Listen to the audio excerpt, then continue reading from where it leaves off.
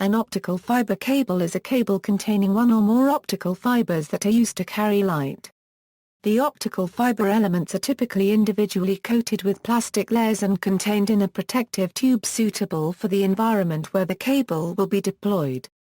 Different types of cable are used for different applications, for example long-distance telecommunication, or providing a high-speed data connection between different parts of a building. Design. Optical fiber consists of a core and a cladding layer, selected for total internal reflection due to the difference in the refractive index between the two. In practical fibers, the cladding is usually coated with a layer of acrylate polymer or polyamide. This coating protects the fiber from damage but does not contribute to its optical waveguide properties. Individual coated fibers then have a tough resin buffer layer and/or core tube, extruded around them to form the cable core. Several layers of protective sheathing, depending on the application, are added to form the cable. Rigid fiber assemblies sometimes put light-absorbing glass between the fibers, to prevent light that leaks out of one fiber from entering another. This reduces crosstalk between the fibers, or reduces flare in fiber bundle imaging applications. For indoor applications, the jacketed fiber is generally enclosed, with a bundle of flexible fibrous polymer strength members like aramid, in a lightweight plastic cover to form a simple cable. Each end of the cable may be terminated with a specialized optical fiber connector to allow it to be easily connected and disconnected from transmitting and receiving equipment. For use in more strenuous environments, a much more robust cable construction is required. In loose tube construction, the fiber is laid helically into semi-rigid tubes, allowing the cable to stretch without stretching the fiber itself. This protects the fiber from tension during laying and due to temperature changes. Loose tube fiber may be dry block, or gel-filled. Dry block offers less protection to the fibers than gel-filled, but costs considerably less. Instead of a loose tube, the fiber may be embedded in a heavy polymer jacket, commonly called tight buffer construction. Tight buffer cables are offered for a variety of applications, but the two most common are breakout and distribution. Breakout cables normally contain a ripcord, two non-conductive dielectric strengthening members, an aramid yarn, and 3M buffer tubing with an additional layer of Kevlar surrounding each fiber. The ripcord is a parallel cord of strong yarn that is situated under the jacket of the cable for jacket removal. Distribution cables have an overall Kevlar wrapping, a ripcord, and a 900 micrometer buffer coating surrounding each fiber. These fiber units are commonly bundled with additional steel strength members, again with a helical twist to allow for stretching. A critical concern in outdoor cabling is to protect the fiber from contamination by water. This is accomplished by use of solid barriers such as copper tubes, and water-repellent jelly or water-absorbing powder surrounding the fiber. Finally, the cable may be armored to protect it from environmental hazards, such as construction work or gnawing animals.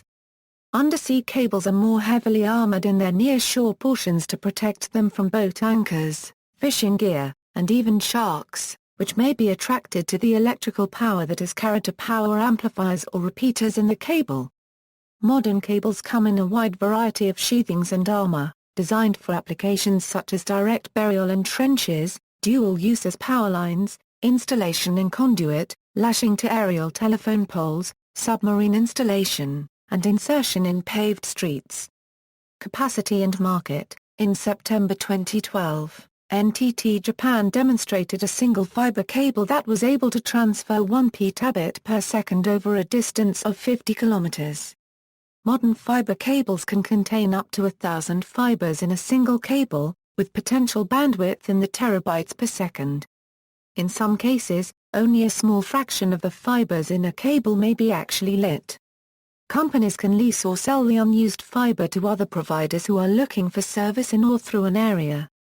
Companies may overbuild their networks for the specific purpose of having a large network of dark fiber for sale, reducing the overall need for trenching and municipal permitting. Reliability and quality. Optical fibers are very strong, but the strength is drastically reduced by unavoidable microscopic surface flaws inherent in the manufacturing process. The initial fiber strength, as well as its change with time, must be considered relative to the stress imposed on the fiber during handling, cabling, and installation for a given set of environmental conditions. There are three basic scenarios that can lead to strength degradation and failure by inducing flaw growth: dynamic fatigue, static fatigues, and zero-stress aging. Telcordia GA20, Generic Requirements for Optical Fiber and Optical Fiber Cable, contains reliability and quality criteria to protect optical fiber in all operating conditions. The criteria concentrate on conditions in an outside plant environment. For the indoor plant, similar criteria are in Telcordia GR409, Generic Requirements for Indoor Fiber Optic Cable. Cable types: OFC, optical fiber, conductive, OFN, optical fiber, non-conductive, OFCG, optical fiber, conductive, general use, OFNG, optical fiber, non-conductive, general use, OFCP, optical fiber, conductive, plenum, OFNP, optical fiber, non-conductive, plenum, OFCR, optical fiber, conductive, riser, OFNR, optical fiber, non-conductive, riser, OPGW, optical fiber composite overhead ground wire, ADSS, all dielectric self-supporting, jacket material. The jacket material is application-specific. The material determines the mechanical robustness, aging due to UV radiation, oil resistance, etc. Nowadays PVC is being replaced by halogen-free alternatives, mainly driven by more stringent regulations. Fiber material: there are two main types of material used for optical fibers. These are glass and plastic. They offer widely different characteristics and therefore fibers made from the two different substances find uses in very different applications. Color coding: patch cords. The buffer or jacket on patch cords is often color-coded to indicate the type of fiber used. The strain relief boot that protects the fiber from bending at a connector is color-coded to indicate the type of connection. Connectors with a plastic shell typically use a color-coded shell. Standard color codings for jackets and boots are shown below. Remark: it is also possible that a small part of a connector is additionally color-coded, for example the lever of an E2000 connector or a frame of an adapter. This additional color coding indicates the correct port for a patch cord, if many patch cords are installed at one point. Multi-fiber cables: individual fibers in a multi-fiber cable are often distinguished from one another by color-coded jackets or buffers on each fiber. The identification scheme used by Corning Cable Systems is based on EIA-TIA 598, optical fiber cable color coding. EIA-TIA 598 defines identification schemes for fibers, buffered fibers, fiber units, and groups of fiber units within outside plant and premises optical fiber cables. This standard allows for fiber units to be identified by means of a printed legend. This method can be used for identification of fiber ribbons and fiber subunits. The legend will contain a corresponding printed numerical position number and/or color for use in identification. Propagation speed and delay: optical cables transfer data at the speed of light in glass. This is typically around 180,000 to 200,000 km per second, resulting in 5.0 to 5.5 microseconds of latency per km. Thus the round-trip delay time for 1000 km is around 11 milliseconds. Losses: typical modern multimode graded index fibers have 3 dB per kilometer of attenuation loss at 850 nm and 1 dB per kilometer at 1300 nm. 9/125 single mode loses 0.4/0.25 dB per kilometer at 1310 1550 nm. POF loses much more, 1 dB per meter at 650 nm. Plastic optical fiber is large core fibers suitable only for short, low-speed networks such as within cars. Each connection made adds about 0.6 dB of average loss, and each joint adds about 0.1 dB.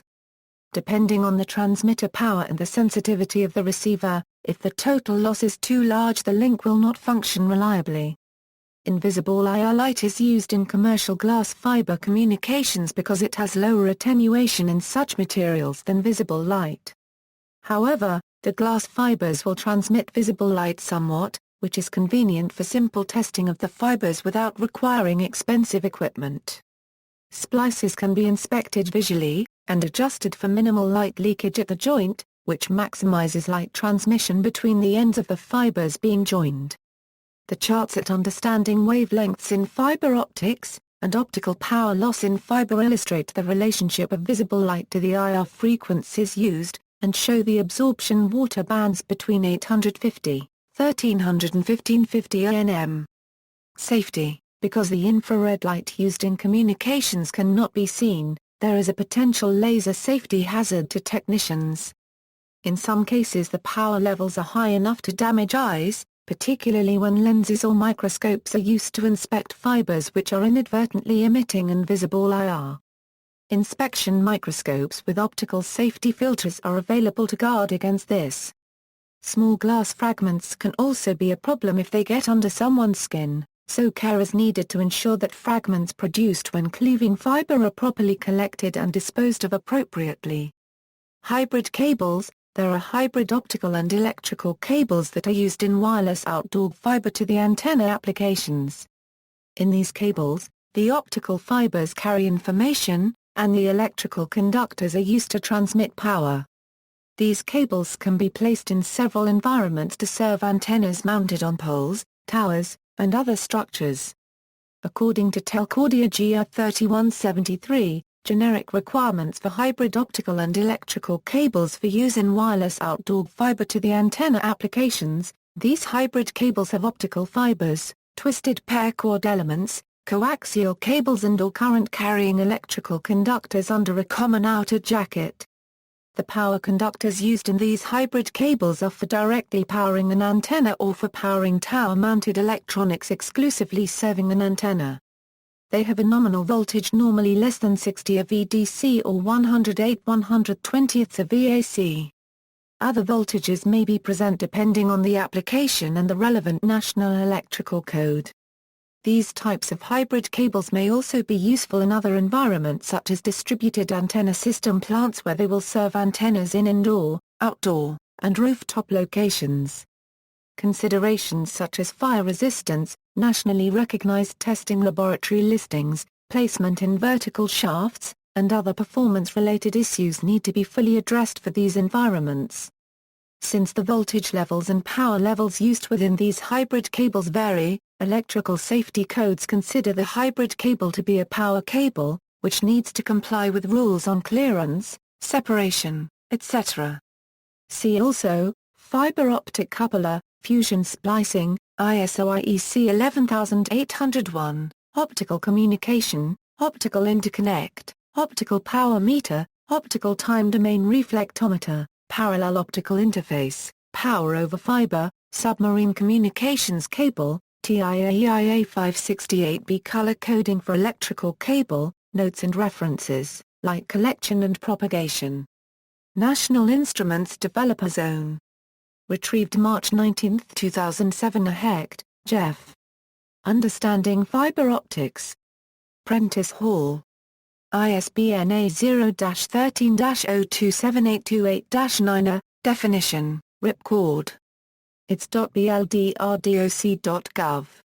Retrieved December 10, 2011. Chergwin, Richard. NTT Demos P-Tabit Transmission on Single Fiber. The Register. Retrieved February 16, 2014. GIA 20, Generic Requirements for Optical Fiber and Optical Fiber Cable. Telcordia GIA 409, Generic Requirements for Indoor Fiber Optic Cable. Telcordia Polymethyl methacrylate, Online Catalog Source, Sources, Small Quantity and Quantities from. Goodfellow. Retrieved December 10, 2011. Polyvinyl chloride, Unplasticized, Online Catalog Source, Sources, Small Quantity and Quantities from. Goodfellow. Retrieved December 10, 2011. Polyethylene, High Density. Goodfellow. Retrieved January 13, 2014. Polyethylene, Low Density. Goodfellow.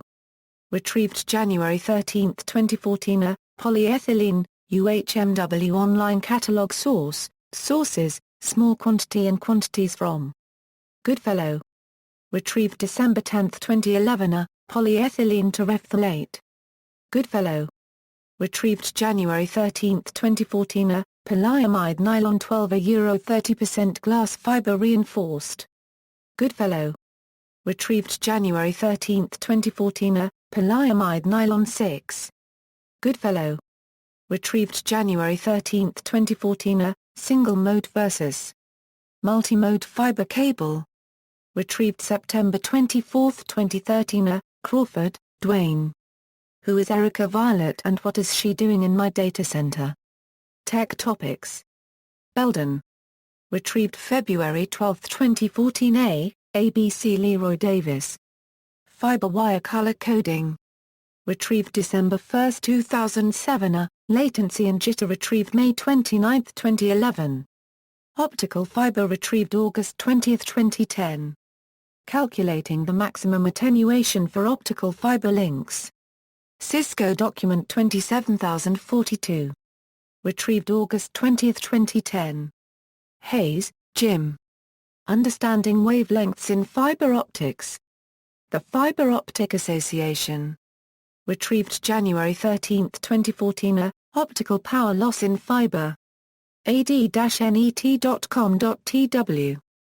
Retrieved January 13, 2014. A GR3173 core, generic requirements for hybrid optical and electrical cables for use in wireless outdoor fiber to the antenna applications, Telcordia.